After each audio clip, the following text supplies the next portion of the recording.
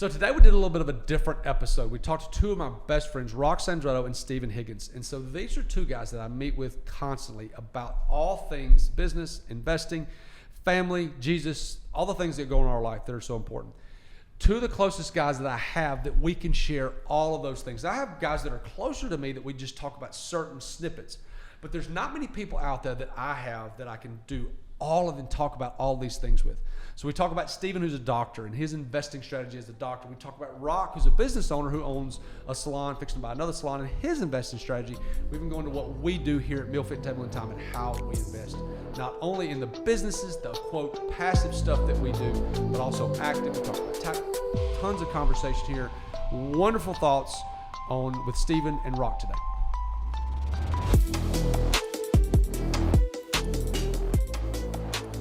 So thanks for joining us today. Today we have a little bit of a glimpse into a normal everyday conversation that I get to have. So we've talked about numerous times about having people in your life that you can bounce different ideas off of. During every stage of life, we always grow. And as we grow, our friends change.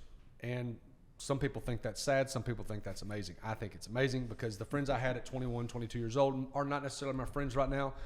Not because they're bad people, but simply because we've grown in different stages of life. So I have Rock and Stephen, and Rock is his real name. I have Rock and Stephen, and we are on a text message, and we talk about different ideas from business to investing and really even into family. We get in a lot of family discussions as well. And these two guys are incredibly important to me. We talk about so many different things, and we're also a huge sounding board for each other. There's also a lot of accountability there. We pray for each other. There's different instances where we've had where one of them has needed prayer and we have prayed. So it's a wonderful, wonderful relationship, and I would not be where I am today without these guys in my life to bounce ideas off of, to talk things through with, because some of them just look at me sometimes and say, hey, that's not a good idea. So what we're going to do today is we're going to have an episode where you just peek in on our conversation. Because we do this probably 2 or 3 times a month. And I do this to encourage you. Find somebody that you can bounce these ideas off of, whether it be really, really small or really, really grandiose ideas. You've got to have people in your life that you can just talk about things with and also challenge you with different things. So here's what we're going to do today. I'm going to have them give about a 60 to 90 second background of who they are, what they do, and kind of their investing buy box. And then we will just go from there. So first up is Roxanne. Rock's been on our podcast. If you want to go back and listen to his episode, it's wonderful. It talks about his deep, long story and all the different things he went through. But Rock, go ahead and give us a background. Let's go. So Rock Sandretto, live here in Birmingham, have 4 kids. We have businesses. My day-to-day is managing different businesses that we have. We've just launched a few different ones as well. My investing style, I would say, is more like passive. You know, it's like I like the passive income, not into the real estate thing, which I know you guys are. Right. That just doesn't excite me. So I feel like my investor DNA is more that passive. I look for tax strategies when I invest and stuff like that. So give us an example of 2 of your passive investments so that they can understand what passive means, because passive income is the buzzword now. Yeah, true. Everybody thinks, true. I won't mailbox. I heard a guy, my uncle or nephew, I don't even know what he is last night. Mailbox money. I just want some mailbox money. Yeah. Well, you got to have money to make mailbox money first. So tell them what you're doing. That's the big thing. So you like that accredited investor level is where you can kind of, I feel like, start investing money, cash, and you get some kind of a return. So to me, passive income is stuff where I do get a check every month. So it's like every month I'll get a check. Tell them about 1 or 2 of those. Yeah. So we have ATMs, and that's just a solid payout every month. We have oil and gas. Some of them come with different perks. Some of them, like the ATMs, you're locked in for 7 years. The oil and gas, you look for exit in like 3 to 5 years, and you have a good multiple on the exit. So those are what I would consider passive, because you're not actually doing any kind of operational stuff. I think it's, 500 hours a year is what's considered passive, something like that. So you're really, you're giving a fund money, and then you're getting checks back every month. So you talked about accredited investor. Stephen, you know this definition better than I do. Stephen, tell us what the accredited investor actually is, because I hear that term all the time. Oh, it's not accredited investor. Tell them what the criteria is for an accredited investor. From what I understand, you have to have $1 million of your net worth without your real estate or without your primary residence, or you have to make $400,000 for a couple of years. Gotcha. It may be I think that's the number. Yeah, I think that's pretty close. Got it. Hang on 1 second. Is his mic close enough? Actually, no. Yeah, he's not. He's a soft guy. He's a soft speaking Yep. guy. So okay, I'll start from here. All right, Stephen Higgins, known Stephen since high school. There's probably a 20 something year gap where we didn't really know each other. Part of that was because he was in med school. Part of that was because I was coaching. So Stephen, give us a background of like what you do, but then also your investing by Sure. box. So I'm a family medicine physician. I've practiced hospital medicine for the last 10 years. Also run a hospice, do a few other things in the medicine space, married, and we have 3 kids. Have slowly started to transition from what I would say is very active not active investing, just active work. I'm the only W-2 1099 person at this table. And the bulk of my career has been as an employee, slowly shifting into more entrepreneurial type things, working with some passive investments with land investing. Right. Yep. We've done some single family homes as rentals and done a single family flip. And then just in the last year started an aesthetics practice, more as my, I guess, foray into entrepreneurial endeavors. Okay, so the 2 things that we talk about that I love, that what each of us are doing is there's some. I want to ask you about once you go in depth about the ATMs in a second, as much as possible. Then I want you to go into about the spa stuff. I'm Thomas. I own 2 different catering companies here in Birmingham. We also operate the food service for Highlands College, which is a college here in Birmingham. And then I also started back in 2017 with doing real estate. I skipped the whole multifamily thing. I saw Grant Cardone on a video and said, don't buy single family homes, go buy apartments. And so I said, that's what I want to do. So I bought it with a partner in Tennessee. So we own 22 with John in Tennessee, and I own 10 other separate. So I own 32 units there, and we've got a place at the lake that we are going to short-term rental, which I do not like short-term rental at all. It's just, I don't know, I just don't like it. Everybody says that short-term rental is the best. It's extremely volatile. Like you could be, it's feast or famine. Like I even saw a video of Cody Sanchez the other day, and she talked about how they made $18,000 this month and $2,000. Like I don't want to get into that. Probably very market dependent. Very, very market dependent. And so we bought the lake for a legacy property to have in our home for generations, to have a place to go. And then while we're not there, we got 3 kids. Yeah. We're playing ball. Like we played ball this weekend. We're playing ball next weekend. We wouldn't be able to go this weekend if we wanted to. You're the same way. Yep. And so we bought that for a legacy place. But then also we recently bought a wedding planning business in Costa Rica. And so that's one of the things that we've talked about here recently. So there's the intro. Let's go into just the deep conversations that we normally have, and we will do the very, very best we can to give context here.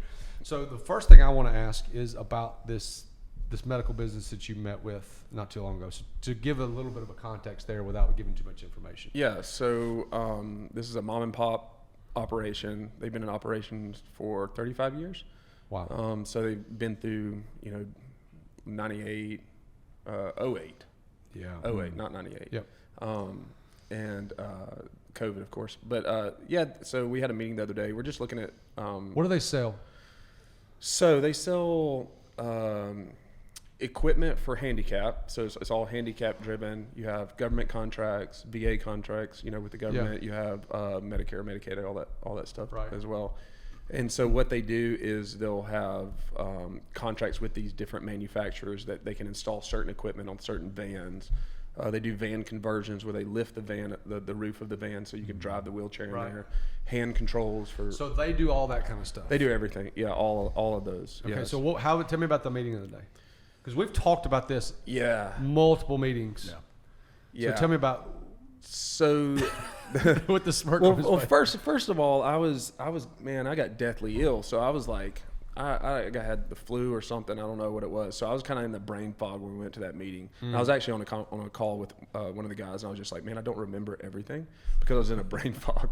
So, but I did look at their P&Ls, and first of all, if you're a business owner, running your personal spending out of your business is a terrible way to run your books and run your business, in my opinion. Why?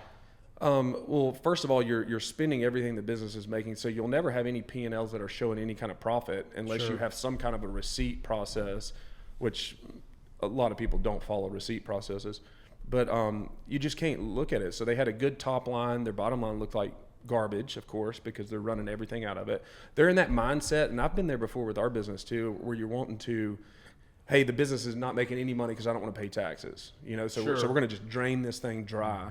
And that's what they've done for 35 years. But so when you look to sell, if you look to sell, you don't have anything to show. No, 100%. And that's the thing is like, so what me and my wife started doing with our salon is we do our EBITDA every year to see what our sales price is. All right, EBITDA. EBITDA is the number after you bring in $1 million and you have $750,000 of expenses. You have an EBITDA of $250,000. Right. This is all the money that you actually can quote put in your pocket or reinvest back in the business if you wanted to. Yeah, and an easy way to do that is whenever you buy a business, you look at their EBITDA and you do a multiple. So some places like e-commerce brands, they usually have a high multiple. Right. Brick and mortars, a little bit less. Yeah. And then you can kind of do that multiple of what that is, a 2, a 3, or whatever it is. So first off, the books are so bad you can't. What are they bringing in top line? Top line was 1 year they had, so 2 years, so 2021 they had 369,000 top line. Of course, like I said, their net profit was in the negative because they've been just pulling everything out of it. And then the other year it was around 480. So I mean, they're doing potentially, $500,000 a year. Everything's paper, so nothing is digital. Nothing Everything's digital. analog. Yeah, nothing digital. Holy crap. Don't have an inventory management system. The owner said they had like $80,000, but he's just throwing a number, and seeing if it's The eyeball test. yeah, about $80,000. Anyway, it's a good family, great family.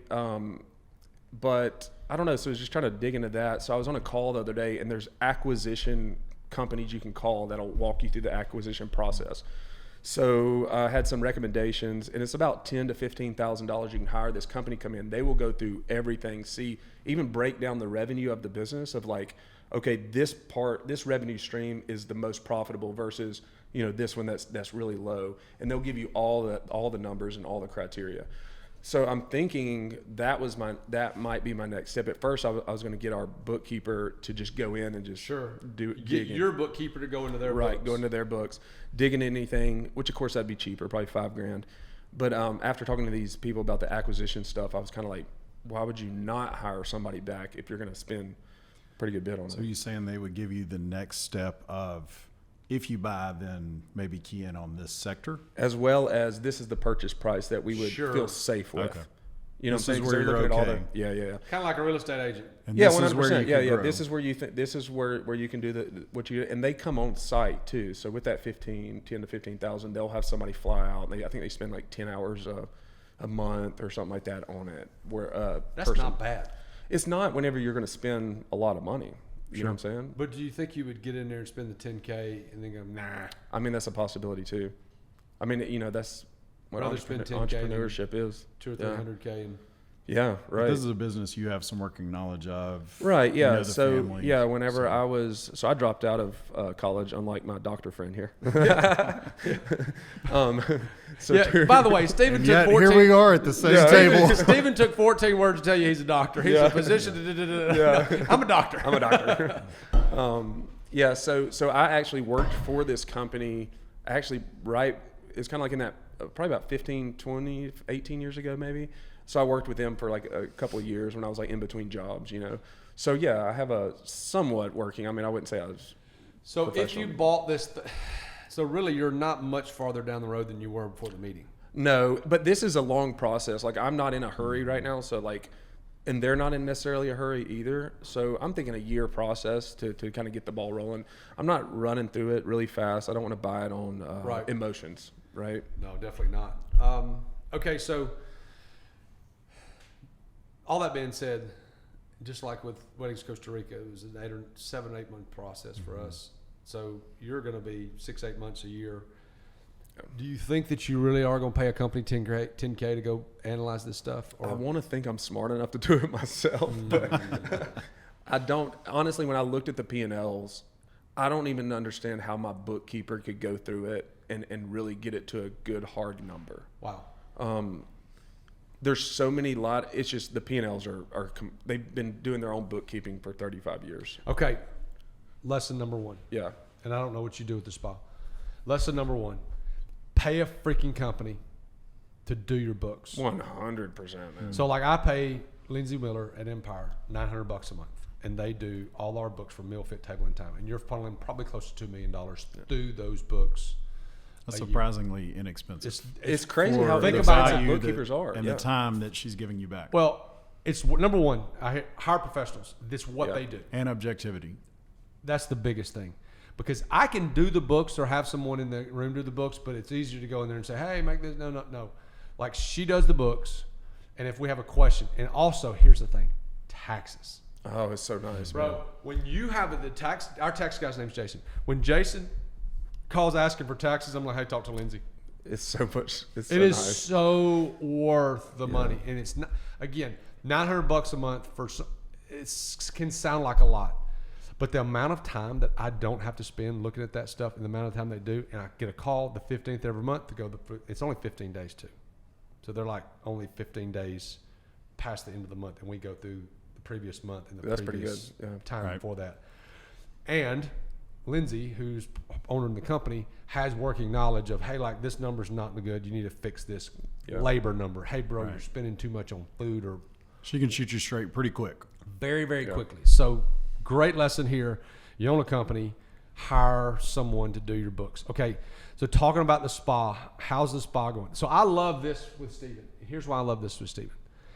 It's in the industry. He can use his W-2 knowledge and the education that you spent gazillions of dollars on.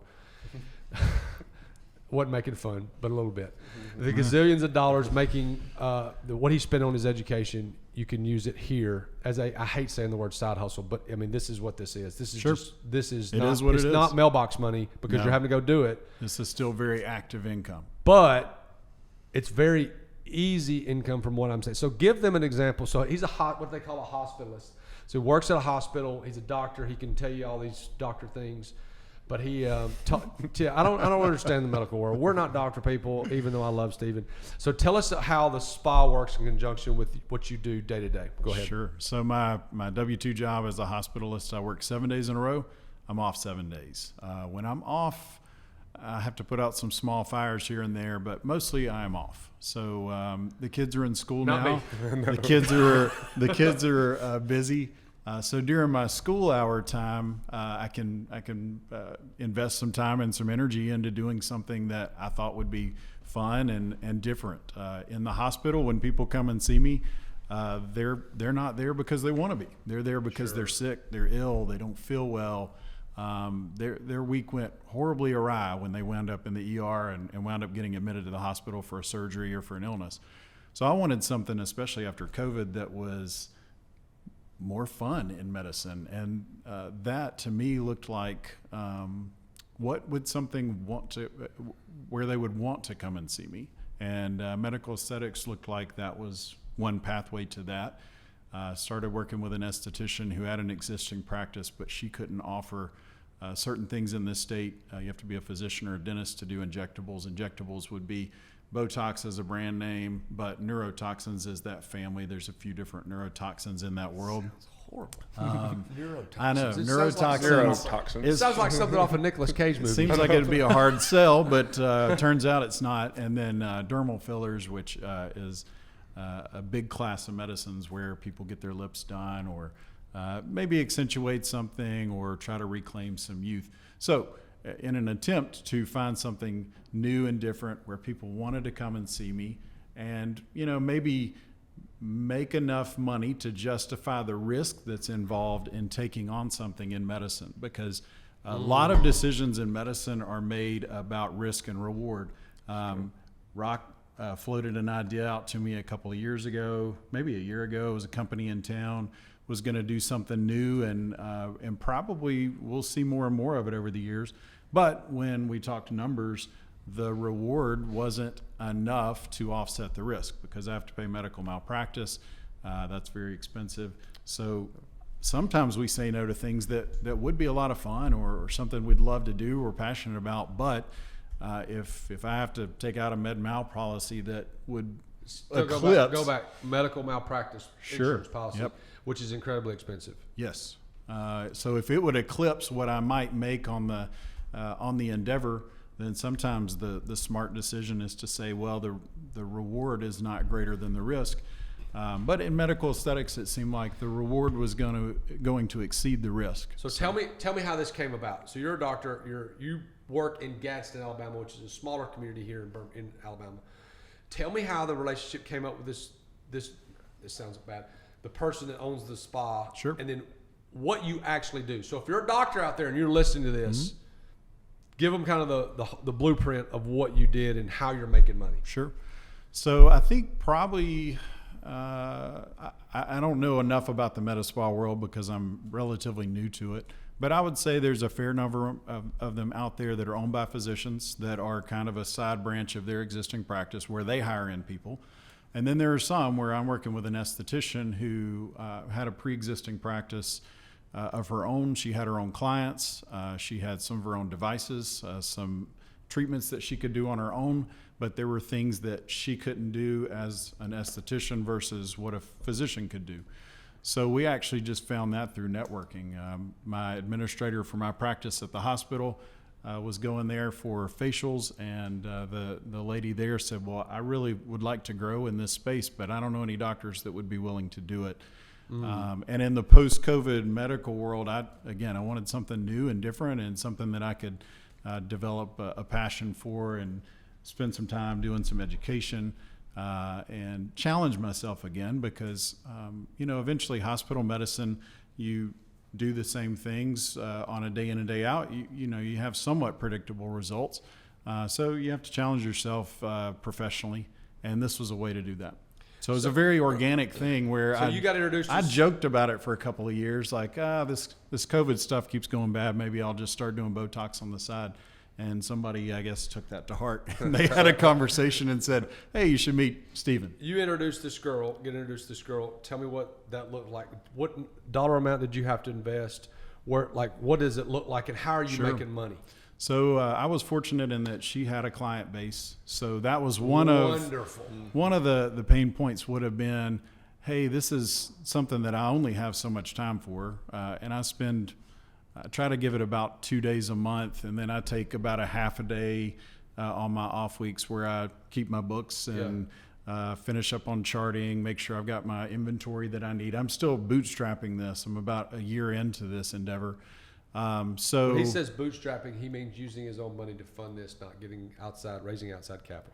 So I would say relative to starting a lot of businesses, my cash outlay might have been $20,000 on the front end, which, if you're looking at a business that should be able to grow over time, as a percentage, probably a small percentage, but the flip side would have to be if you were looking at a business that you were going to do 2 days a month, 20 grand might feel like a lot right off the bat. So I guess that's the rub of you had to push some money across the table, but I didn't have to lease a space. I didn't have to hire a staff. That's good. So that may be unique. I'm not sure how other people wind up doing it. I know a few physicians that started a practice in the post-COVID world, but it's a physician-owned practice. Whereas mine, I essentially operate as my LLC under her roof, and she has her own LLC. So we're kind of mutually beneficial in that, hopefully I'm bringing people to her place that would be coming for my services, but then stay for some of her services. And then she gets to offer something that she couldn't do before. So tell me what you're doing. You're doing Botox. When you say fillers, you mean lip fillers? What else? What else are you doing? Lips, cheeks are pretty common. Chin are kind of the ones that we enjoy doing the most. BBL. Okay. What's that? Sometimes you can do the lines, here. Really? As we age, we lose, muscle in the face. The bone actually changes in the face over time, and then we lose different fat pads. So some of the things that you see as a part of aging is it's natural, but People don't your wanna- world, I mean, I'm it getting old, fights bro. against I look it in the too. mirror and I'm like, man, I'm just getting old. So it's You also lived a very hard life. Yeah. You had a section of your life That that is was really, that was really pretty hard part of my life. Yeah. Not football hard, but other hard. Not concussions. Not concussion hard. Okay, so 2 days a week. Give me a roundabout. 2 days a month. 2 days a month. 2 days a month. 2 days a month. Give me a roundabout figure. So you've invested $20,000 on the front end. Give me a roundabout figure of what you would quote net on a month if you did doing 2 days a month. Yeah. When I say net, I mean expenses are bought, not counting your time. You don't want to factor that in because I mean you're making the money. So give me a rough number. I would say in medicine, it feels really odd to talk numbers for one, because people don't always understand the risk component, right? Sure. So I would say at this point this year, which is first year, we had some clinics that had to be canceled for this or for that. Yeah. Had jury duty at one point in time. Illness, these sorts of things, because it is a side hustle. My W-2 job is a locomotive chugging down the tracks. It doesn't stop. So it requires me to be there when it's my time to be there. But I think at the end of it, when the smoke clears, I could probably talk about net more than anything. And I think this first year it would be $25,000, $30,000. 100% on your return. Sure, yes. Which is But great. the risk part, so with medical malpractice insurance, you have to pay in the moment for something that may happen today, but you also have to pay down the road. So when my medical malpractice policy ends, I have to pay for what's called TEL, which would cover me for however long you could make a claim against me. So if you had a problem today and 5 years from now, you decided, you know what, that's really bothered me this last 5 years. I'm going to go sit down with a lawyer. There's a statute of limitations that exists for those sorts of things. There's a cutoff. If it's within that cutoff, then you technically could still come back after me and initiate a lawsuit. So you have to pay for med mal today, and you have to pay for med mal down the road, and that piece tends to be expensive too. So I almost have to, this first year, look at it as it will probably be close to a wash because of some of the down the road things, unless I continue to do it and continue to grow it. But did you buy a laser? We did. So you bought the laser, and then they used the laser, correct? Mm-hmm. So he bought the laser. I think this is the best thing ever. So you bought the laser however many months ago, and then tell me what that interaction looks like. Sure. 'Cause it's pretty expensive. I mean, so we haven't powwowed about this, and I told him I want an off-camera one at some point in time, because in the ever-changing landscape of medicine, it's going to be difficult for that to play out the way that we were hoping for. Mm-hmm. So the girl can't do the laser stuff? Not in the way that we had initially thought. And then comes back into the medical malpractice side of things. Wow. So does that change though? Because the girl that did Jackie's laser when she had laser hair, it's state to state. So if I remember correctly, that was way back. It was in Tennessee. So a lot of each state has its own board of medicine. Yeah. And each state, I guess, has things that are, important to them, or, it's made up of a cast of characters, a group of physicians that develop policy. So I guess this one was a more recent piece that we're going to have to figure it out. We're going to have to figure that out. So they can change the regulation on you. Oh yeah. Yes. Is that yearly? Well, I think as this space has grown, meaning like medical aesthetics, med spas, that sort of thing, as people have tried to bring new things to the state, there are times where the state says, well, hold on, let's slow down and make sure that we do it the right way. And that's what you want, fair, because we don't want to be flippant about what we can offer somebody. So that deal may not work out the way that you had originally not the way that I thought it was, because I thought that was going to be a passive component. Same. Yeah. Somewhat active in that I would have been overseeing that, but I was hoping that would be a little more passive than it looks like it's going to be. Yeah. All right, talking about passive, talk to me about ATMs.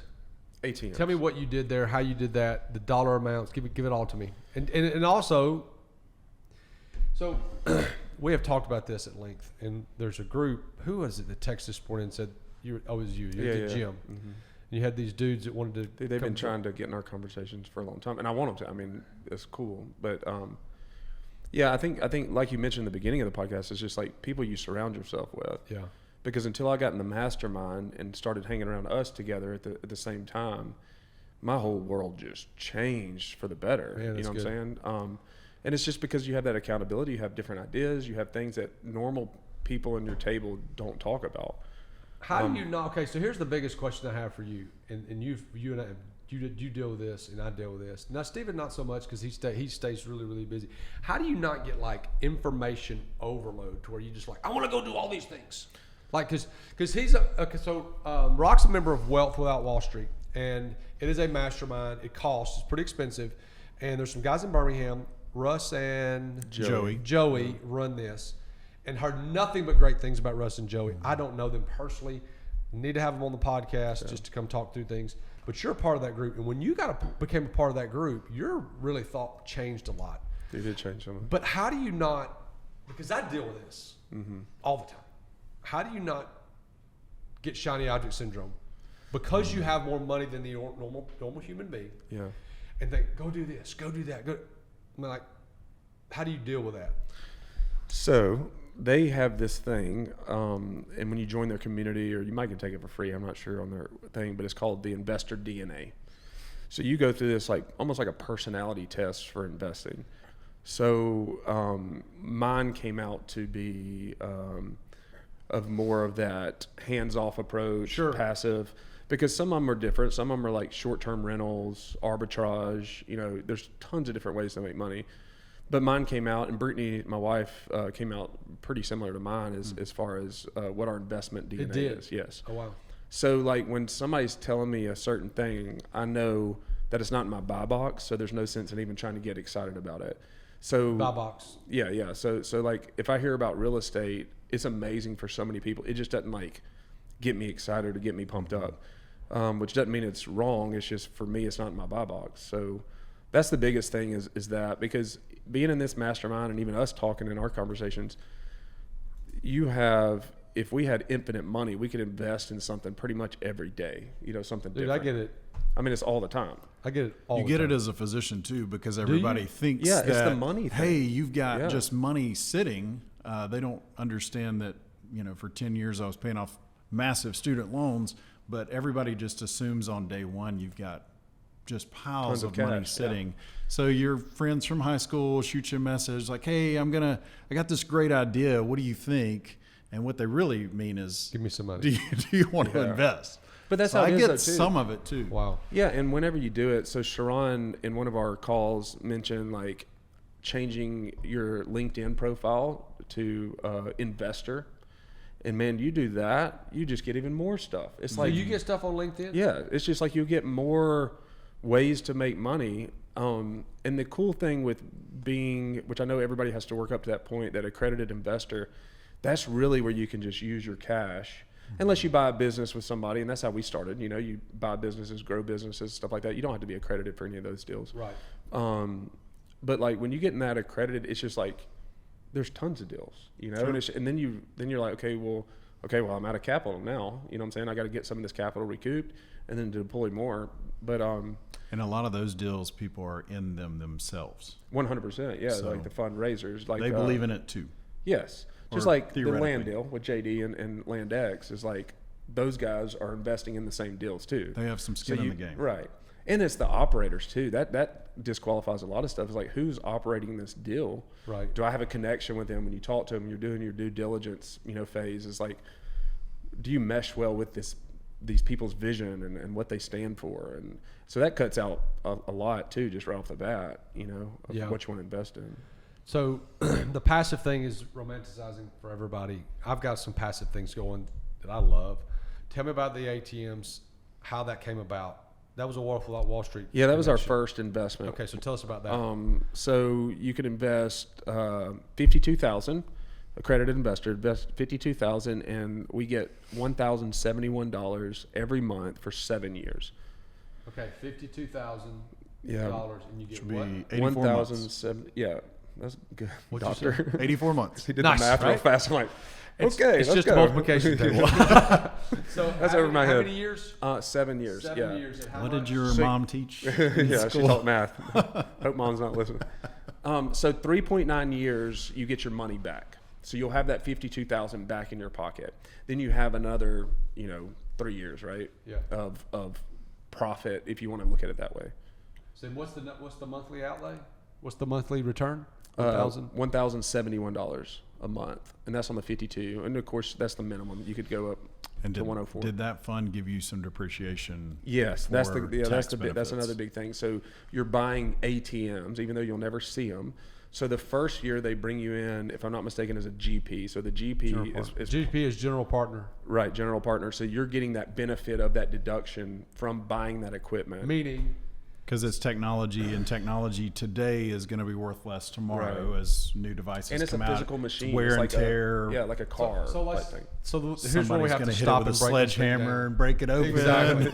Well, I have to stop and break this thing down. So say an ATM costs $1,000, Right. And for the IRS, there's what they call a depreciation schedule for all things, houses, technology, whatever. So they have this in a category somewhere. How many years can you depreciate it? So we did 80% year one. Oh wow! And then 20%, yeah. 20% amortized over the next 6 years. I think that's the way that we're going to run it. I think Okay. you can pull it out that next year if you want to. That Okay. next 20%. So what he's saying is, whatever he spent, he can take 80% of that number or the value of those machines, 80%, and count it off of his taxes. Yes, and then you can count off. So the way they bring you in as the GP, you can count that against active income. Wow, Yes, that's great. It's amazing. So active income, passive income. Active income is the salon. So Rock didn't tell you he owns probably the best salon in Birmingham. It's on 119 and 280, salon 43-1. It's everybody goes there. It's huge. How many chairs you guys got? I think 22. 22 chairs. It's wonderful. That's his active income. Yeah. So he can take this passive deduction. So let's just use the number.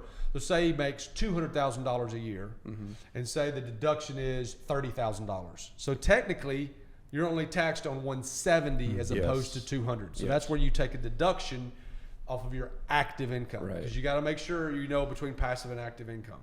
Yes, and it wasn't until this year, man. Every year we would get so screwed on taxes because you're paying so much. I didn't even know until I joined Wealth Without Wall Street last October that there were these deals that you could do. So we would start new businesses or invest in new businesses to get that same kind of deduction. I didn't know that you could just use cash as, buying a passive income source pretty much to be able to write that off. So it's been nice, man. Like this year I don't want to say what we paid, but it was hardly anything in taxes. And we should be like that for the next 2 years. Okay, so let's talk about this deal I got. This is new, and we have not discussed this before, so this is going to be awesome for y'all. I got this, came across my desk the other day, and this is not going to hype up Rock, but it probably will, Steven. 20-unit apartment complex, built in 2006, okay, which is relatively new compared to most apartments, especially individually owned apartments. So it's in Huntsville. It's 5 fourplexes. So it's like a cul-de-sac, and there's 5 buildings. Luke hadn't even heard this deal yet. So 5 buildings, 4 units in each building. It is they're wanting $1.8 million for it. Okay, So 90,000 a unit. right at it. Okay. So You're so smart, he's so smart. I love I having can, a throw doctor I friend. can throw a football really far. Throw it over that mountain right there. Exactly. So, looking at the numbers, though, so here's the so in all real Which estate, is a pretty low buy-in per door. not bad at all. So here's what you have to look at when you're looking at and evaluating these things. Number one, who is selling it and why? Guy owned it, he died. Family wants to get rid of it. So and this sounds horrible, but you got to use what you have. There's an emotional, let's get rid of it. That's the great thing. The bad thing is they don't want to sell or finance. I could probably get them down a little bit. Probably not going to get them down a whole lot because they probably don't have much debt on it. But what I'm looking at is through the financials through 2023, so through July of 2023, they go from about $8,500 a month in rent roll to the top line is $13,100. Dang. Over how many years? No, this is just like the first 7 months of the year this year. Okay. So the least they took in 1 month was 8,500. The most they took in 1 month was 1,300 or 13,000. What percent occupancy does it say? It's 100% occupied. So what's the discrepancy then? It looks like They had some move outs and it looks like there's adjusted rent. Well, January, it looks like it was just people moving out or moving in, or just people freaking not paying. And then you got but here's the problem: is you've got 2 months, and that's operating income. You got 2 months of 14.2 and 14.3, which makes me think that was like late rent or someone paying too much. Or I haven't gotten to the deeper to the numbers yet, but for the most part, if you get these suckers down like 1.6, it's probably not bad. No Section 8. I hadn't seen the neighborhood. I don't know what is what. Yeah. But I do know that Huntsville is extremely It's growing. growing It's so a fast. growing area. And anytime you've got a growing area, apartments are going to be needed. Yeah. And here's the thing. I do not like A apartments. I do not like D apartments. I'm a B, C guy. When I Right. say that, I mean what level, who is living there? I don't want crack addicts living there, but I don't want executives. that are paying, $3,000 and $4,000 a and month. expecting And expect, yes, $3,000 to $4,000 a month of service on top of their apartment. no doubt. Did they even entertain the owner financing? Or No, they're old. It's the problem with all these boomers rehab right now is some of them, they want to get their cash and go to the Yeah, house. That's the negative They part. spent their time. They've done their time, but with owner financing, I just want to sit down with them over a cup of coffee and say, look, if I can pay you $1 million over the next 10 years, you're going to take more money as opposed to me giving you going to the bank, getting $1 million check today. You're going to Spread it out on taxes. spread it out on taxes, cap gains, cap gain. I mean, there's so many different. But Some people don't- can't plan 10 years down the road. So That's if you true. give, Yeah. there's 50% of the population, give them $1 million, it'll be gone in a year. gone in a year. Maybe Yeah. more. What would you set that up though? You would still set it up as going to their heirs. Like say they were old. You're doing an owner finance. Is that how you set those You deals could. up? You would have to. Yeah. And we were going to buy a fence company, and we offered the guy like $1.4 million for that. And we told him, hey, we give you $24,000 a month for the next X number of years with a balloon payment, and 10 years or 5 years, whatever. I don't even remember what it was, but like you can, like I would want to do something like that. Like, hey, we pay you this much a month. Yeah. Because in essence, they're the bank. If them being the bank, I can spread my payments out, not have to go through all that rigmarole, but then also, get them paid off early. And all I got to do is say, hey, we'll pay you out the rest of what they call a balloon payment in 10 years. Yeah. At that point, you can sell or finance. You can refinance, pull the money out. Because I don't want to go borrow money at 8 or 9% right now. No. Yeah. So I'm going to go look at this weekend, or not this week sometime, probably Wednesday. Are you presuming some deferred maintenance on buildings that have been owned for 17 years? Yeah. Same person. I asked the realtor, I was like, hey, what about HVACs? What about roofs? He's like, the guy's done taking care of everything, but like, what does that really mean? What has he not done the last 3 years? Whenever you're looking at those deals, do you look for a value add, like right off the bat, or not necessarily? I don't.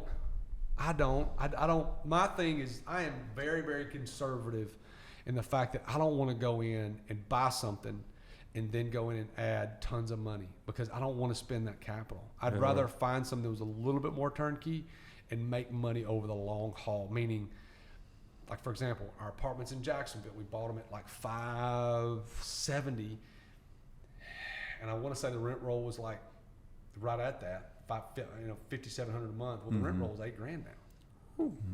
It's not bad. Well, just on a 1% rule, yeah. it's Sure. just 1% You're at rule. one is and a worth half. It's $800,000. We bought it for $560. That was 4 years ago. Same thing with our place in Cookville. I mean, rent roll from there is a little over $8,000. We bought it at $540. So like, just raising rents over the Pays itself. pays itself so off. much. And I don't need I don't need the money. Like, Yeah, it didn't affect your day to day. it's not affecting my day to day. Sure. I'm not taking it out to go buy Lamborghinis or anything like that. Yeah. It is just, Even though you should. even though I should, I'm just, my son would want me to. Yeah, that'd be cool. It is just money that is going to be there. And here's the thing too: if I needed to go get $100,000, Oh yeah, you just go over there. You've got equity. you got equity, you go pull it out. Yeah. So Our single families are really not designed we haven't taken any money out of those. They're designed for when down the road my W-2 changes and my tax burden changes to where those will be pretty well paid down. And then when I'm trying to lower my profile later and I just don't have as much W-2 money coming in, then that would slowly kind of offset that change. Sure. But I don't want to pay the taxes on it now, so we've pushed it kind of down the road. Kicking the can down the road. Okay, what do you work? We'll talk about Landex because we're all three involved in that in a second. Let's talk about that in a minute because I get asked about that all the time. What are you working on now? You got anything going right now besides the apartments in Gaston you're trying to sell? No, I think this next year I want to take the 10 campfires that I've tried to build over the last few years. As you finally pay off your student loans as a physician, you finally get where you want to be, I guess, professionally. I built a lot of little campfires to figure out what was going to catch fire, and I want to try to coalesce those into a few bonfires to really focus into. That was a good analogy. Man, decrease my like expenditures. Well, if you Google the campfire bonfire thing, it's a Matthew McConaughey quote. So I'm stealing may not be as good looking as he is, but by God, I can talk like It'd be a lot cooler if you did. The thing we always get when we get around Steven is our vocabulary goes up. It does. I don't use smarter. I don't use the word. Actually, I feel dumber. Honestly. I don't use the word like, man. coalesce in anything. But you know what? Tonight when I'm talking to Jackie, I'm going to use the word coalesce. Roll it And in she's there. gonna See what happens. And she's going to look at me like I got. Like, what did you do? I don't know what that means. You got a word of the day calendar? Yeah, up at the gas station. I was pumping the gas. But Okay. I'd love to really just shift my focus and say, all right, I'm an investor now on some level. Still very busy in my W-2. Don't want to give that up because it takes so long to get there with med school and becoming a physician. And I still really enjoy it. I really do most days. But try to figure out what's really going to work going forward and how active versus passive do I want to be. Because that's a good some of my things I'm still a little more active than I'd like to be. Okay, so we talked about Stephen being a physician and kind of the spa and what he's doing there. Rock owns a salon, extremely successful salon here in Birmingham. Talk about how you're layering that and parlaying that into another salon. And we talked about this at dinner the other night. I don't know if you totally remember this, but he has a very, very interesting way of how you're creating ownership in other people to where you're not having to do the 60, 70 hours a week. So talk about how you're structuring the new salon over in Hoover. Yeah, so we just realized that if you can bring people in, give them equity, they have some skin in the game. Equity means ownership. Yeah, ownership in the company. They just maybe perform better. They have that ownership, so it's like that they value the business versus just being an employee. Right. So the way that we're structuring this new location in Hoover is we're going to be we created like a holding company for salons. Our plan is to do multiple locations. So we have 431 Enterprises that has our holding company, and then our manager that is going to oversee all of them. She's part owner in that holding company for the salon. Right. 431 Enterprises is going in 60% ownership in the new location, and then Brazier Holding, which is a couple, they're going to come in as the other 40%. They're going to be the operators. They'll oversee the day-to-day. Courtney, our manager, will start moving to more like a GM role to where she's overseeing different locations. So that's the way we did that. Now, we'll be there a lot. We just have so many good systems.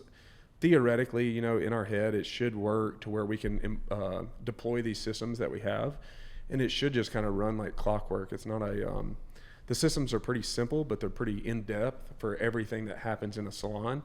So I feel like if we have that playbook, kind of like a franchise almost, like I feel like we can do this playbook and everybody's running the playbook. I don't see it not working well. It's going to be a lot smaller. It's going to be 8 chairs. But 8 chairs. Don't you have the ability to expand? Probably it's in a strip center. So yeah, we'll probably have the potential to expand. With 8 chairs, we should be doing like 2.5 somewhere around there, I would imagine. Top line at the as it grows. So with 8 chairs, let me say this too. With 8 chairs, I learned this other night. I don't know if you knew this either. Because your wife, y'all were sick and you couldn't go to dinner. That's right. Yeah, it was good dinner too. Good dinner, yeah. Darren's. So like the third time I missed out. I know. So, sorry. So back, rabbit, squirrel. So, what he does is your hours at the salon are 8 to 8. Is that 8 right? to 8, so we run shifts. Yeah. He runs 2 shifts. So Susie's in chair 1 from, let's just call it 8 to 1:30. 1. And then, Lindsay comes in from 1 to 8 or vice versa, or whatever Right. the number is. So you got two girls or 2 people, excuse me. Yeah, Because you're occupying one chair. occupying in a one way. chair. Yeah. And so you're maximizing, and because there's a lot of people that want to get their hair done early because they Yeah. got to go to work. They want to got to be work at 10 and get their hair done at 8. We Yeah, found you'll- in aesthetics that people want to come early, maybe lunch, and then late. And then you have these weird gaps in between where people don't want to, they don't want to take a half a day. They don't want to take a whole day. Yeah. They want to hit it right after work or come at lunchtime and go back or something. Salon question. Go ahead. You were fixing to say something. Go ahead. Well, I was going to say the shifts in the salon industry, when you run shifts, you kind of say like the first shift pays the bills and the second shift's the profit. Really? I mean, I love that. Yeah, it's like, so you in your head, okay, well, we need to fill these chairs, but we also have to do for the next shift as well. We got to fill the chairs for the next shift. And you kind of see your profit. It's pretty easy to project what your numbers are going to be year over year, or ours have been, just because we have that steady growth, What percentage of your income in top line is not hair cutting? Meaning So we're products, whatever. Yeah, so we're like, over the year, I'd say for this year, we're at 17% RTS, which is, so that means 17% of our total top line comes from hair products. That's retail. So that's people buying shampoo, conditioners, hair. We have the hair company now, so they'll buy the hair. So all that is that. And then the other, whatever that is, whatever that math is, 82%, 83%. 83%. Yeah, 83%. Not Yeah, 82. 83%. Okay, so the things that we talked about today are good, and I love this. And Coach Sanchez talks about this all the time, of like having your company that makes you money, but having different layers of that company that do different things. Great example. Steven is a doctor. He does his doctor thing, but he also he uses his doctor abilities, if that's even a thing. He uses his doctor abilities, and he has the spa. Uses that degree for He sure. has that degree, Yes. making money there. Yeah. So you've got the salon, but he casually floated in there. We own a hair company. Yeah, the hair company is pretty cool. So tell us about the hair. So I did not realize this. So when I was growing up, extensions were an African American thing. Yeah. Black girls did that, and that's And what they we still always do, You know, but now Caucasians do it too. white folks do it. Yeah, yeah. And so tell us about the extension market and what you're doing there. Because are y'all selling this? Like, are y'all selling the actual hair as well? Like, Yeah. So let's talk about that, and you can give that a good pub too. Okay, There's cool. somebody listening that gets the yeah, it extension. needs some hair. 431 Hair LLC. Instagram, Shopify, we got it all.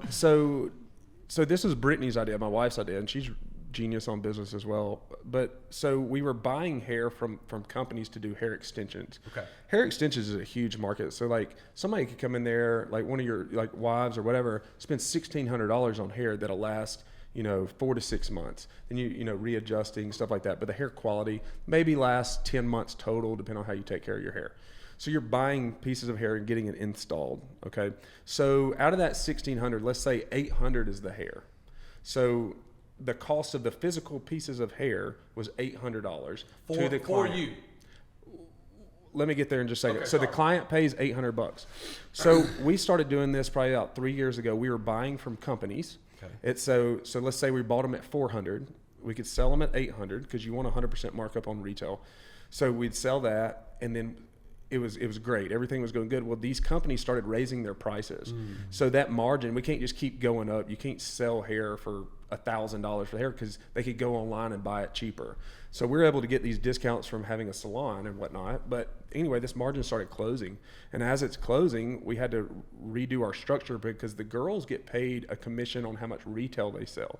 Hair is considered retail. But when that margin closes up, you can't afford to pay that commission because that margin's It's gone. It's gone. So yeah, if you the don't have salon makes evaporating. $400, profits $400 on the hair that Jennifer buys. Yeah, they'll make like 15% or 20%, whatever they end up So getting. they to get a for the week. percentage off the hair, but they also get their Commission, Yeah. service commission off of the service of installing the hair. installing that. Yeah. So like if you say, If you charge the person $800, it's $16. You're charging them another $800 to install it because it's a skill. Yes, like it's a not skill. like, hey, wash this person's hair. Yeah, Even though you have to learn that. I mean, that's some kind of a skill as but well. you got to go send somebody and pay for training to get this. You have to have installed. a certificate. You know, Yeah. I don't think that's not required by Alabama's cosmetology board or anything like that.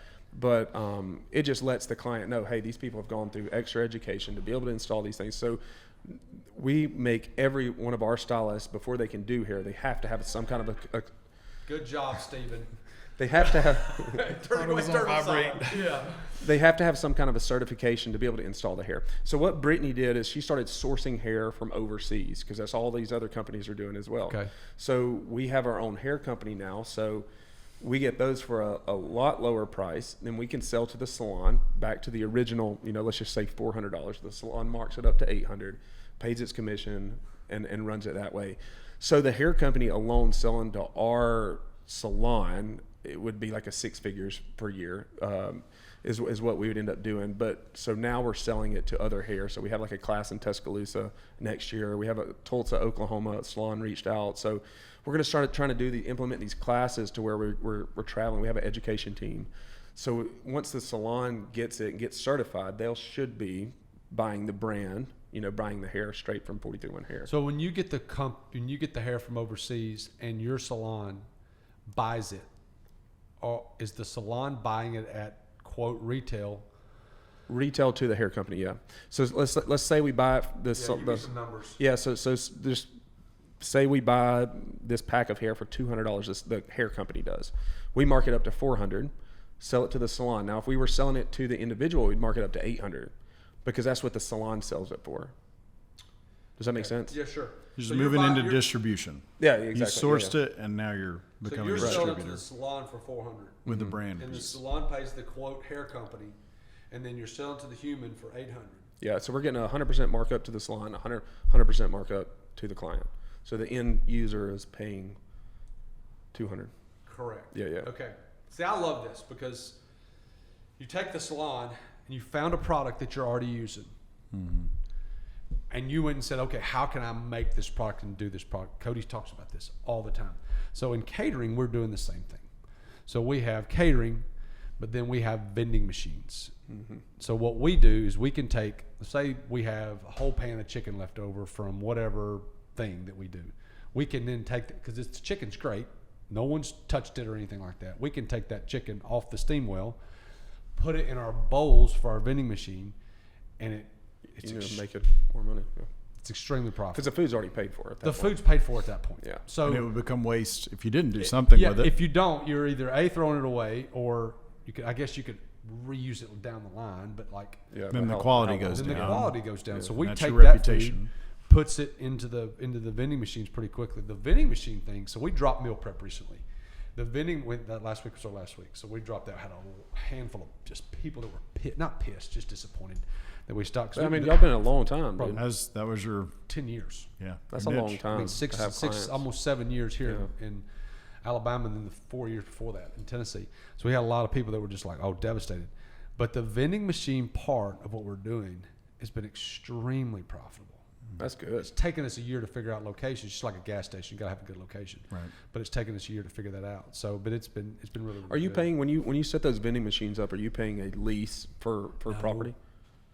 They're not. They're just doing it for the value for the people. It's the value for the people. Biggest thing is the people in the hospitals especially are relieved that Susie the nurse has something to eat at 1 o'clock in the morning. If you don't hit the cafeteria windows, if you're working in a hospital, especially, my schedule is a little more flexible in that I can control it, and I can, go see a patient here, take a little bit longer if I need to, pop out of the hospital and get a bite to eat. But for the nursing staff, a lot of times they're saying, hey, will you cover my patient for 15 minutes so I can run to the cafeteria? And if you miss that window because something happens with your patient, your patient's most important thing in that moment, then you're kind of out of luck if you didn't. I like plan it because ahead.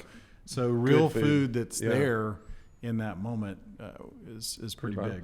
I'll give you a great example. We went. I'd like to say he probably got the hospital idea from me on the vending machines. Certainly did. I did. But the hard part is the layers of bureaucracy that you have to go in, because hospitals are just so political. Not in a bad way. They're just political. Contract based. You You and don't so want we to went. impact another vendor. Oh yeah, so always somebody in there. So what was it the other day? I forgot what I was going to say. I don't remember. It was something about a nurse, and I can't remember what it was. I got a question. Go ahead. I want to know. So, give us some dollar examples of the vending machine, like how that works. Yeah. Yeah. So, the smallest priced item is $5. The largest priced item is $9. So it's reasonable. Yeah, it's reasonable because no one in there is gazillionaires. Right. Yeah. So, and they need something quick and something fast. There's something about a double-digit meal that even today in 2023 throws people off. So we got those bowls at $9, which is a really good deal. That's a good deal. And we're making money, but we're not gouging anybody. Yeah. So my goal is to make I'd love to grow a top line between $700 and $800 a week per machine. I'd love to be at that number. I'm probably 5 to 6 on some of them right now. And I'd like to get it more. I think part of the hardest part about these things is, number one, figuring out what items do well in what locations. Yeah. Some locations, they eat just salad, for example. They eat tons of salads. Some, they don't touch them. All depends on the people. So you got to figure that out. That's wild. And then also is, we got one location we can't keep full. Could you put 2? I have to. Are you serious? Yeah. St. Vincent's East. I can't keep them full. That's nice. I mean, I've worked there before, and you had, I don't know if the Subway's still there. There was a Subway option, a cafeteria option, but if you miss the cafeteria hours, you're done. That's what I was going to say. Cafeteria hours. I went the other day to UAB Highlands, and I had to deliver over there because of whatever reason. So I took some food there. It was 1:15. 1:15. I ate lunch at 1 o'clock some days, and the cafeteria was closed. Seriously? Cafeteria was closed. They have hours of like 11 to 1. And so what happens was at 1:15 it was closed, and so there are people eating at all hours of the day, and the cafeteria's closed. And it's in downtown Birmingham, and downtown Birmingham is not a place where stuff's open late. And I don't know enough about hospital economics, but during COVID, I'll tell you this: way back when Cooper Green was open, on Tuesdays, people from other businesses that work downtown would come over to the cafeteria and get the fried chicken, because the fried chicken was really good at Cooper Green. When we were kids, I remember my grandparents would go eat at the cafeteria at Bessemer Caraway. Dude, I was going to bring that up on man. a Sunday. You just had to add on a salt, Sunday man. afternoon. Church. Just add salt. And with I mean, it was good. with COVID, that probably completely evaporated. At least as far as the hospital cafeterias That's getting probably some revenue, too. outside revenue. And so their hours have become more contracted than they already were, because you're not having the local business people popping over and having a meeting at the hospital cafeteria. It is. Yeah. So I got all this from a girl named Brittany in Texas. So when I got the machine, I just reached out to the guy that quote sold me the machine in San Francisco, and I said, "Hey, you got anybody that does this?" And he connected me with this girl named Brittany. She's the sweetest girl ever, and she's right around our age, and she owns a catering company and food company in Texas. And she started out, and she's got 15 machines. I've got 9, and she's grossing about $40,000 a month. And this was one of our first phone calls. Probably, I think you were doing something that day, was just learning about the machines. So from maybe a year and a half About a ago year and a half, 2 years, maybe 2 to now. Yeah, it's great. We are really, and it's something that I quit buying machines about 8 months ago, because I had 8 or 9 machines out in the world, and some of them were horrible. And so what I've done is I've just found better locations and moved them around. So I'm getting $500 and $600 and $700 a machine now. That's crazy they don't charge you any kind of a... It probably costs about as much to run a Would refrigerator. would you charge a vending company to put a vending machine in your salon? Or would you just like to have it for Cokes and... Yeah, or an not. ATM. Probably not. So it's the same thing. I mean, it's a value add, and you got to kind of pick your battles too, what you want to do there. So That makes sense. yeah. So let's talk the next thing that we're all three involved in, and we've been doing things for a long time. Let's talk about the Landex deal. And so I get questions all the time about investing and what you're doing, and this is the truest version of like passive income for me. So the example is, I tell people when we talk about Landex what they're doing. Was the guy's name's Podolsky? Podolsky. He's the original. He's the original land The land geek. land flipper, land geek guy. His So- book is called Dirt Dirt Rich. So let's give you an example of what he does. So he takes a piece of land, let's just say 100 acres, and then he takes that land and parcels it off. There's a cost there to parcel it off, and then he sells the different parcels. I tell people it's just like Costco or Sam's. You go to Sam's, you own a vending machine, you go to Sam's, you buy 50 Cokes at 35 cents a piece. You then put them in your machine for $1.50, $1.50, whatever. Then you take the profit from there. That's all we're doing, just on a larger scale. So one of the deals that we're doing is, I think they're buying 100 acres Around there. around there. 1,000 or 100? No, I don't think it's 1,000. 100 acres. 120 120 acres, acres, somewhere and they're around there. parceling it off into 9 to 10 acre swats. And let's just say we're buying it for $1 million. And then we're selling the to say the 10 spots, 10 parcels for $150,000, whatever the number is. So we're buying it for 100, just Commerce 101. Buying it for 100 and parceling them off and selling them for a 150.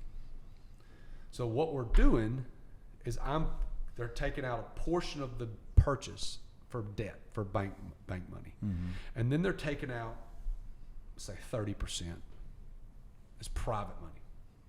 So Stephen will give 100, I'll give 100,000, and you'll give 100,000. So we've got 70% quote bank debt, and then 30% is private money. The guy that's making all the freaking money, It's the one that puts the deal together. the one that puts the deal together. That's the cool thing though about that.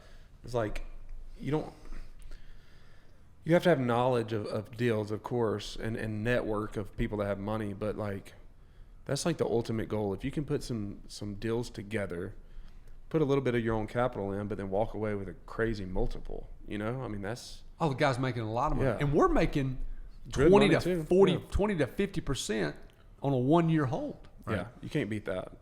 No, you can't. Besides those your hard money loans are pretty sick, dude. The ones that you do. They are good.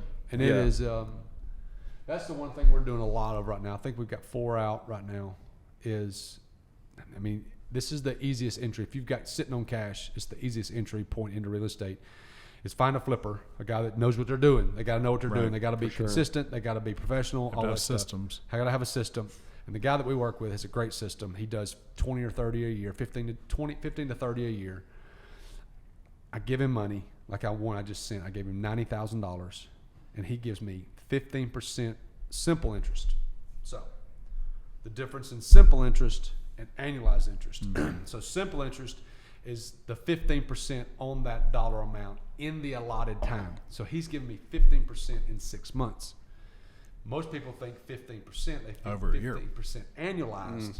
Yeah. That's not what we're doing. So in essence, I'm getting 30% annualized. Yeah. So I You give can him do it twice in a year. do it Yeah. twice in a year. So I'm giving him $90,000 in 6 months. He will give me $90,000 plus the 15% interest. Let's just call it 13.5. I don't know what the exact number is.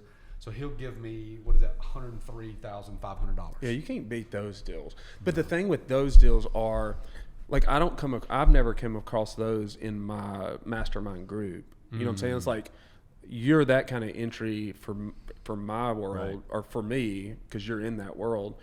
When I hear about those, and especially seeing them play out, because we have a track record now to kind of see how Yeah. they've been working, those get me excited. Like me and Brittany both were like, hey, once we get rolling some of this stuff back, let's do some of those, because man, you just can't beat those. I mean, I'm sure, and there's a risk involved, just like any other thing. But here's the thing. It's collateralized. That's the big part. As long as you do all that part, What does collateralized mean, Stephen? Meaning that there's an asset to back it up. Yeah. So if things don't go well, then you've got a Some deed kind of with your equity, name yeah. on it, or some level of equity in the deal. To that house. So So- I'm in essence the bank. Yeah. And here we all know, You could foreclose on that. no in question, and we all know the people that make the most money in the world, freaking banks. the banks. So like they've got money. All I do is wire money. I call Mark, my financial guy. Hey, I need $90,000 into this. He calls me to verify it over the phone, and then they do the rest. And that is it. You can't beat that. You can't beat it. It is so, and it's such a blessing because it's like you work for so long to create income, and then you hear about passive. Man, this is as passive as you get. Yeah, You can find it. So if you're out there and you can find someone that's a house flipper that knows what they're doing, has a system, like you said, hey, I'll fund it. Don't have to go through a bank, which is a huge relief for these flippers. Yeah. Right now, especially. Right now, yeah. And granted, they're getting more. Here's the other option you could do. If you don't want to do that, you can say, hey, Stephen, I'll give you $90,000, split the profit with me. Yeah. Mm-hmm. So if you're spending $90K, you're probably going to get $150 for it. I don't know. I'm just using a number. So if you spend $90, you get $150. You got a $60,000 exit. You split that. That's a great deal for me, not a great deal for him. Yeah. Sure. So he says, hey, I'll give this guy 15%, 6 months. That's pretty darn good. Yeah. He's got a system. He's putting the same paint, the same countertops, the same flooring, the same everything in the house that he's done at the other ones. It's mindless. I would say the only downside, not downside, but only thing to be careful of and to look for is the tax thing for that. Sure. Because there's no tax place. Same thing with the Land X deals. There's no tax. Because I'm Right. right. Yeah. So that would be offsetting with ATMs or some other kind of investment, which you got a lot of real estate. Have you cost seg all your real estate? Never cost segged anything, just simply because I didn't learn about cost seg until after I had purchased everything. I probably could go back and do it, but I think this next. You have to do that on purchase? I think you got to do it within the first I don't know year. enough about it. We've never done it. So Yeah. So I think what I'm going to do, I'm going to look at this Huntsville thing this week. I think after I look at that one, if I want to move forward with that, I will probably look at cost segregation there, because I'm going to have. The more money you make, the more taxes you got to pay. Yeah, you're always going to be having to figure out the tax thing. So, all right, before we wrap up, what else? What else we got? Anything else you might want to talk about, discuss? now I'm just looking, I guess since it's the end of the year, you kind of get, you reminisce on what the year was and what you're wanting to go into. So just looking forward to opening up a new quarter. And Do y'all have any tax plays or anything that y'all need to do before the end of the year's out? For me, I write myself a check for insurance there's 3 things I got to write myself a check for. It's going to be $15,000 or $20,000 that I'll write my check. Out of your S corp? Yeah. Yeah. Out of my S corp, just so that it knocks that off Yeah. of my top line. And all that's documented so that, if we did want to sell one day, hey, these are owner expenses. This Yeah, is you another can see it, $15,000, yeah. $20,000, $30,000, $40,000 that goes back on the top line Yeah. for that. So really that's it. Any fees I have to pay, I have a quarterly fee that I have to pay to a company for usage and things like that. And so I'll pay 2 of those. Yeah, now. go ahead and get those out. I'll Yeah. get 2 of those out now. I only have 2 vehicles for my business, so it's not a big deal. And I'm not a car guy like you are, and so me going and buying a car or getting a fancy car, it's not my Yeah. deal. It's not your investor DNA. It is really not. I don't my guess that's really an investor investment DNA. at all. So, no, I'm not doing anything. Are you doing anything at the end of the year right now? No, we've got all our stuff. We kind of took care of everything in November, so we're pretty straight. Yeah, I think I'm going to have to get through a tax season with To see my what you're newest finding. endeavor to figure out, because I have a lot of 1099 money that I make as well. That the way I structured this last LLC was that would kind of be broad enough so that it wasn't just the medical aesthetics, it was some of my other 1099 things that I do in medicine, which historically I've just, gotten paid over the year, and at the end of the year have to write a check back for the tax portion of it. So now that all flows through that smart, business. yeah. So it'll be interesting to see how beneficial that is, because that would be really, really big for me as far as future investing is if I have more left over at the end of the year. Because as a high earning W-2, the more that I can save on a tax bill, it's going to help. You should see. So Stephen, every now and again, Pay stuff. I'll try to give them a little taste of W-2 life and show them, what actually got paid out. I just look at it and I'm like, versus oh, how wow. much hurts. it is would have bonkers, earned. y'all. So if you've got a doctor friend, just ask them to see. Just give them a hug. They probably need a hug. Give them a hug. It's like the number he'll show. Okay, he'll say, "Look at this," and it'll be the net or the gross, like what he quote made. And then the next, or like, After the okay, tax, yeah. and then the next text message picture is like what he actually took home, and it just lets the. It's I'm just like, disheartening. oh. It's so disheartening. So lesson here is, Try to be a business owner if you can. Yes. So, hey, where can people find you if they have? Because there's got to be a salon person out there that wants to ask questions. Because I mean, these guys, I know a lot of salon owners from Tennessee down to here, and you guys do as good a job as I've ever seen doing it. So, if someone's got questions, where could they find you or Britt? Thank you.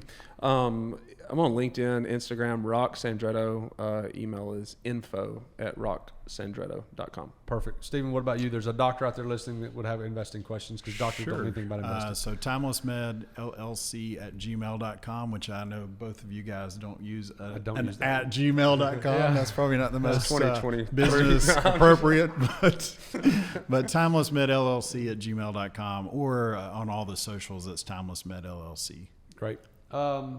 Last piece of thing I would say is find people that you can talk to, that you can invest in. The biggest thing too is also find people that are like-minded.